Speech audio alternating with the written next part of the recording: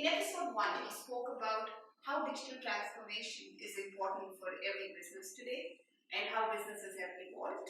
If you haven't watched, you should watch episode 1. Today, we're going to talk in episode 2 about how digital transformation has transformed many businesses. It has accelerated growth in various domains. We're going to, in particular, talk about healthcare, retail, travel, BFSI, and touch upon various aspects that have happened in digital transformation. Let's start with talking about digital transformation and its importance. A little recap of episode 1. Today, digital innovation is disrupting the way business used to happen. Employees today are more demanding. They want a change, they want a better customer experience at their workplace. Customers want better customer experience. It's all about CX today. Data and analytics have become very important. Big data is what everybody is talking about. AI is a game changer, and so is cloud. There are various webinars going on how cloud computing is going to be changing the world of business. If digital transformation is so important, let's see how it has also changed the way businesses have traditionally been done and how they are now being done. So, how long did it take businesses to reach 50 million consumers? Do you know? For telephone, it took 75 years. For radio, it took 38 years. For television, it took 13 years. And it comes as no surprise that for Pokemon Go, it took merely 19 days to reach 50 million users. Why is this disruption? What has happened? Let's try and understand this through Metcalfe's law. Metcalfe's law states that the effect of a network is proportional to the square of the number of connected users to that network. I'm going to repeat. The effect of a network is proportional to the square of the number of users connected to that network. What does that mean? It means that every new user that connects to your good or service can get you unprecedented gain of number of users who will come and take your service. The network he's in, he will spread the word. Today your user is endorsing your brand through the various networks and channels that he is in. Do you know that Aarogya Setu was the world's fastest app to reach 50 million users? That's the kind of speed that we're looking at. Digitally transforming businesses means coming up with new ideas, innovative strategies. There are statistics that say that 55% of startups have adopted new technologies, but only 38% of traditional businesses have adopted new technologies and have seen digital transformation in their businesses. COVID-19 and the pandemic that it has caused has surely given us a glimpse of the future world. The startups and the businesses that were just about starting up have been able to gear up and be able to prepare for this COVID-19 much better than a traditional business has been able to.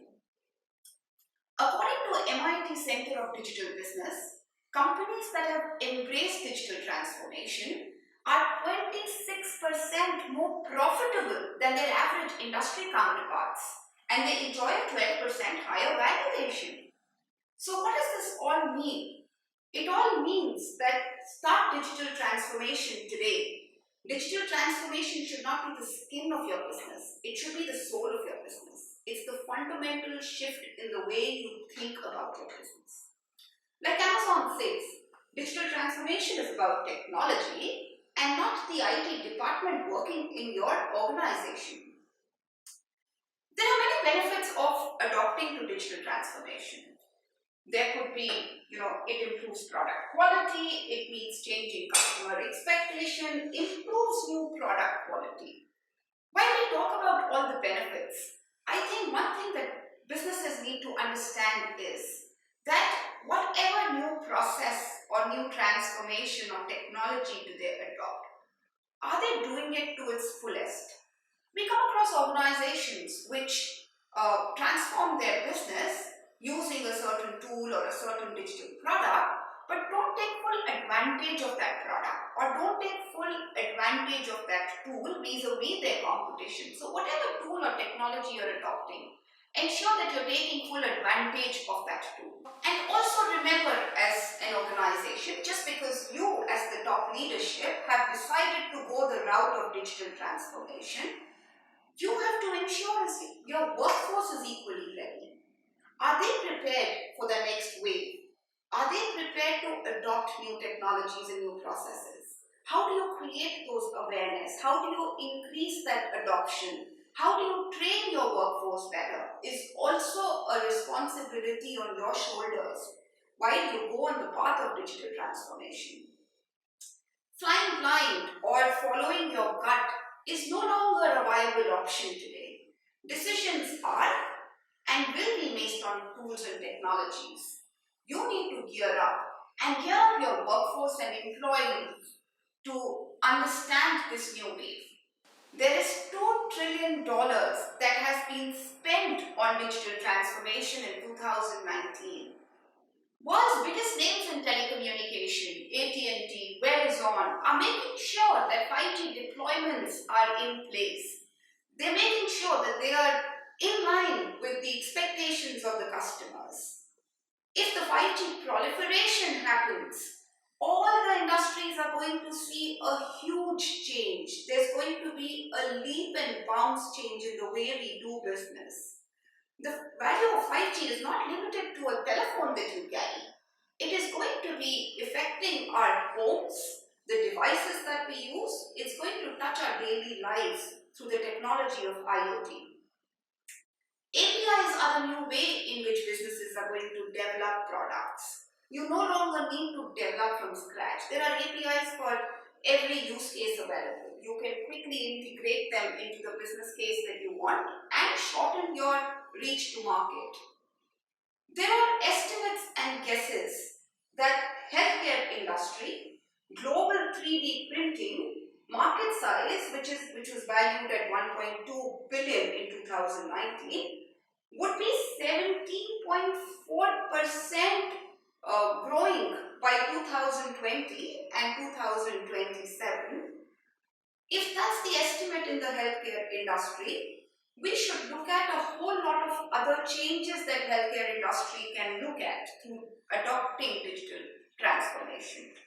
There's going to be a rise in on-demand healthcare. Patients would want healthcare on demand in their premise when they want it. It is interesting that consumers go online and search for healthcare, and when they search, 47% of their searches are for doctors, 38% for hospitals, and 77% to book medical appointments, which talks a lot about rise in the on-demand healthcare. They want to be able to book appointments and they want it to be customized to their needs at the time and the location that they want. Big data is going to change healthcare in a lot of ways. There will be a lower rate of medication errors through big data. Wearable medical devices are going to see a lot of change. Personalization of healthcare services, because you now know through his wearable device that what is he going through at various time of the day. When he's out, what happened? When he's in the house, what happened? When he ate something, what happened? You're able to monitor the patient better. Interestingly, insurance companies are putting in a lot of money in these wearable devices because they are able to assess the patient and his premiums better by knowing his level of illness better through wearable devices. Also, patients benefit. Patients are able to ask for low premiums because data is available in their wearable devices. There's also going to be preventive healthcare through predictive analysis. Let's take a use case. If predictive analysis can tell you that there's going to be an outbreak of cold and flu in the coming next month, you can staff yourself better. Instead of being understaffed when there is an outbreak, you can staff yourself better. If there was predictive analysis that told us that COVID-19 is going to come and last for more than 6 months, I'm sure healthcare industry would have geared itself much better. So predictive analysis is going to also play a huge role in the healthcare industry. Artificial intelligence is another technology we need to look at when we're talking about healthcare. Virtual assistants. An assistant that can virtually be with the patient while he's around is also going to be very, very critically looked at. There can be medical imaging, there can be drug discovery, there can be personalized therapies instead of a cookie cutter therapy being given to everybody, if artificial intelligence is looked at very seriously. Pharmaceutical companies can take use of machine learning algorithms to be able to reduce their time to market of drugs. Blockchain technology can also help in maintaining health records, electronic health records of patients. Electronic health records, something that the healthcare industry has always wanted but hasn't taken so much progress, can completely be disrupted by blockchain technology. So healthcare industry, in my opinion, is undergoing a seismic change. And if you belong to the healthcare industry, you need to be a part of this change. So what does it really mean when Fitbit says that you walk 14,000 steps? Is it only about the steps? In my mind, it's much more. It's about the medical specialist knowing how much you can take as steps. How many calories have you burned? What food should we put you on now? How much more steps should you take to burn the calories that are extra if you're obese? He can analyze your patterns of illness to come or your recovery rates much better if you're using a Fitbit. Also, interestingly, 5G that will come will not only affect the telephone usage. Imagine a video conferencing where you can see your patient and wherever he is in a rural India and be able to give him therapies and treatments better. Imagine augmented reality where you can actually wear glasses or the patient can wear glasses and show you where he's injured or where the problem is. Augmented reality is something which is kind of not looked at by the healthcare professionals very seriously, maybe having a very, very high chances of being able to diagnose people and virtually look at what the patient is going through by a remote specialist. Imagine 5G enabled drones being able to deliver medicines to rural India where there's no health care. That's another way 5G can help. So, state of digital transformation in healthcare looks very, very promising. But it's not just the medical industry and the patients that need to go to the next level. It's also the government that needs to look at the ecosystem very, very seriously. You know, the government in Finland has made it mandatory that every patient should have an electronic health record. Till the governments don't come and say these are mandatory steps that we take, till the time regulations don't come and say these are things that we want to make mandatory, adoption of digital transformation in healthcare may be slower than we expect it to be. Let's look at another industry. Let's look at travel and tourism. Like healthcare, travel and tourism has also seen progress due to digital transformation in leaps and bounds. Over 90% of travelers experience choice paralysis. Why do they do that? Because we as the industry experts or industry owners throw so many choices at them. If we had artificial intelligence, if we knew the persona better, we could have personalized their choices. We would have known their favorite airline. We would have known their choice of snack when they travel. We would have known their favorite hotels when they travel. We would have been able to personalize their choices and prevent analysis paralysis by the virtue of what we show them as choices. Voice-activated bots, again, in the travel and tourism industry are things that are coming up, especially when the person has traveled and is at a particular destination or at a property. Voice-enabled curtain raisers, voice-enabled alarm bells, voice-enabled ordering meals is all that is already there in the market. It is only waiting to grow. Social reputation management becomes extremely important when you're looking at travel and tourism. Whether it's a hotel property or a tourist destination, guests go there with expectation and rant and rave about it when they go to social media platforms. So how are you maintaining your social reputation? You need to also look at ways in which social reputation can be maintained. You could also do it via virtual reality. So Navigator, for example, is working on a virtual search tool where the user using virtual reality can sit at his place and look at the property. He can look at the airplane seat that he is booking. He can virtually look at the experience of traveling in a cab when he's going to the hotel and do all of this experience booking while he's sitting at the luxury of his house. That is the advantage of virtual reality in the travel and tourism space.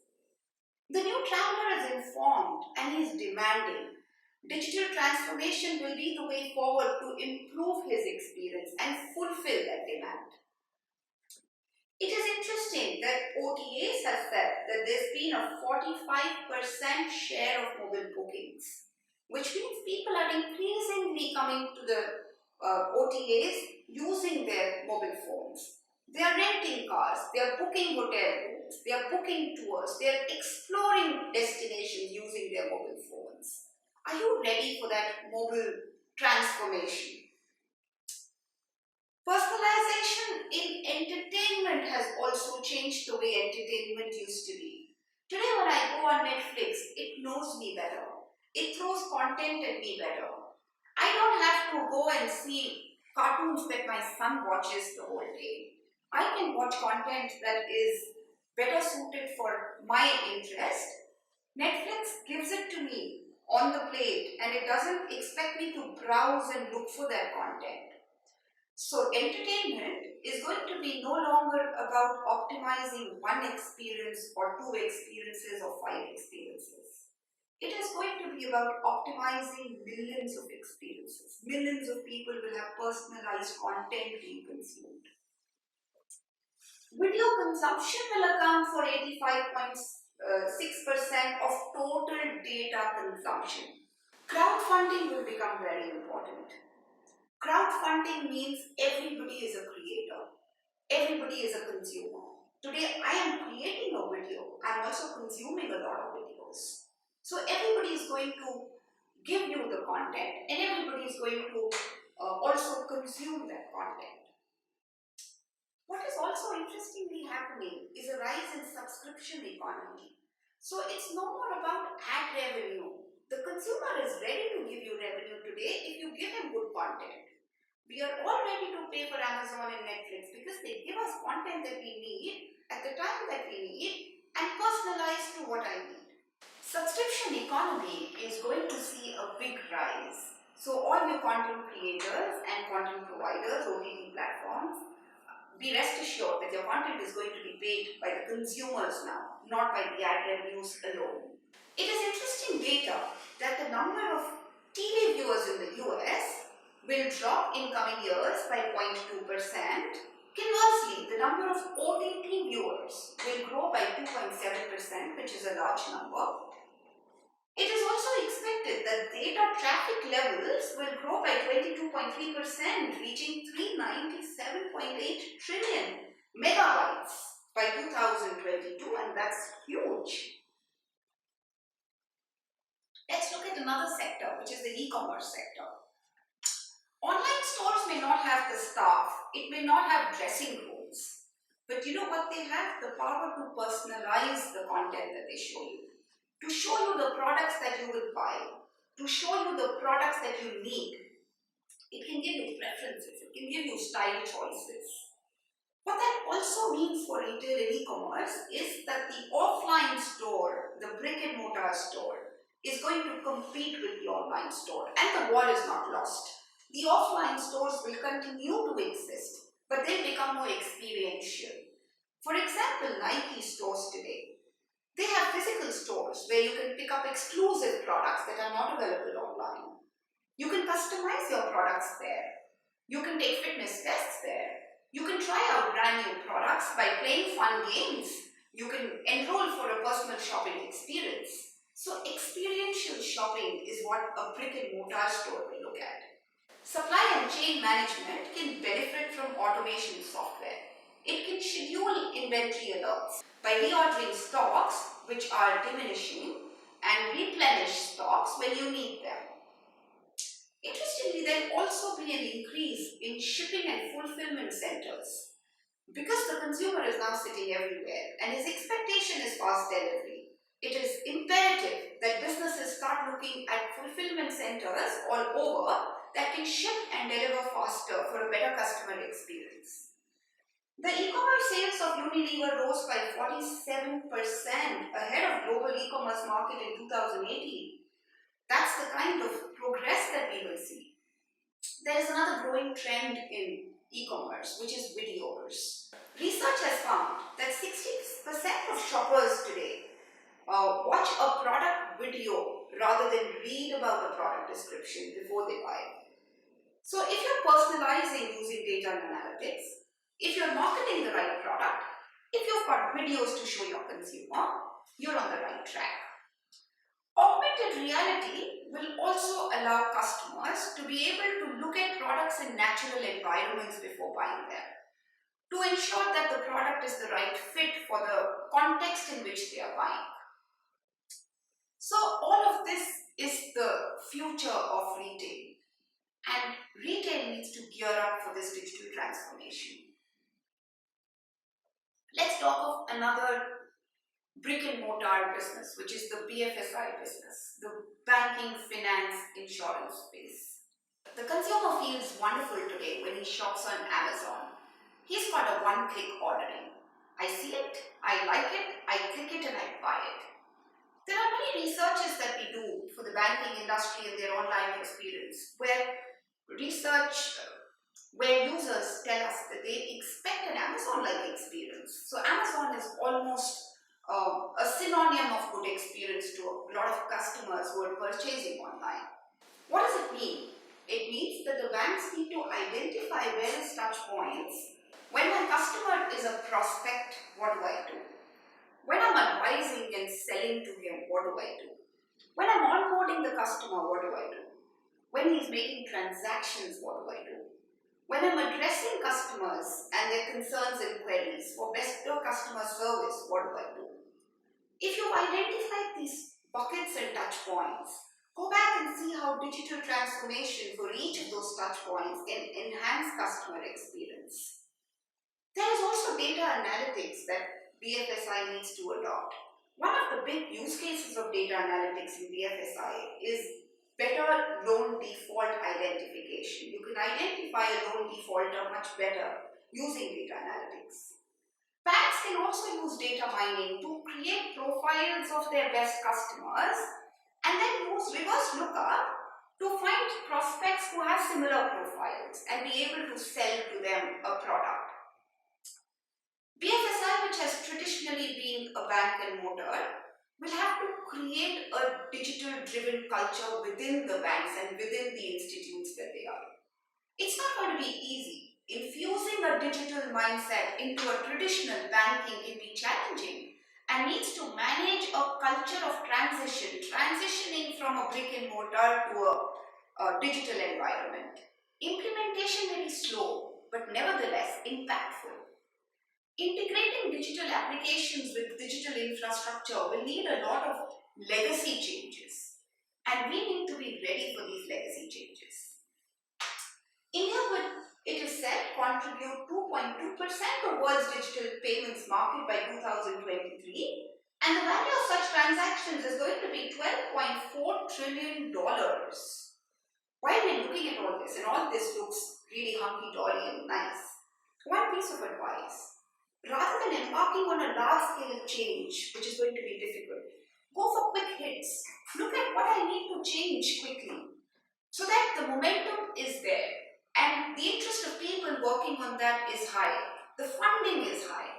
So all of that is where BFSI will be tomorrow.